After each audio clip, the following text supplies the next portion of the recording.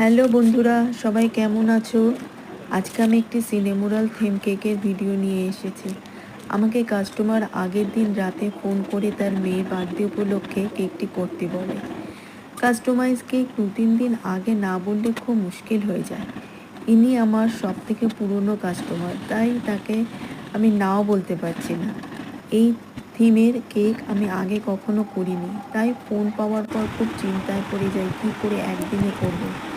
রাত 2টো পর্যন্ত ফন্ডেন্ট দিয়ে সিনেমোরাল ফিগারটা তৈরি করি এবং ক্রাম কোট করে ফ্রিজে রেখে দিই ও তারপর দিন সকালে পুরো ডেকোরেশন করে ফ্রিজ আপ করি। কেকটা সিম্পল দেখতে হলেও কমপ্লিট করতে একটু বেক পেতে হয়েছিল। আমি ডেলিভারির 1 ঘন্টা আগে ফন্ডেন্ট ফিগারগুলো বসাই।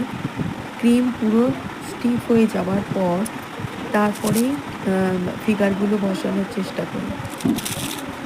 কেকটা ছিল, বলে রাখি যে কেকটা ছিল চকলেট ফ্লেভারে।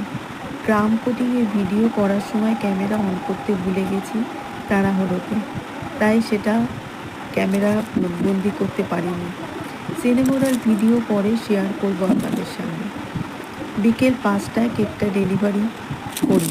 প্যাকেজিংয়ের সময় তাড়াহুড়োতে হাত লেগে কেকটা একটু খারাপ হয়ে যায়, আবার সেটাকে ঠিকঠাক করি।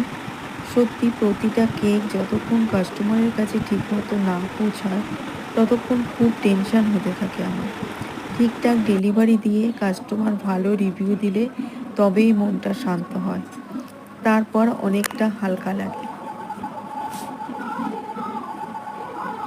যাই হোক, কাস্টমারের কেকটা খুবই পছন্দ হয়েছে।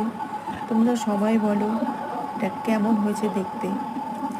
আমার এই থিমের উপর কেক এই প্রথম করা।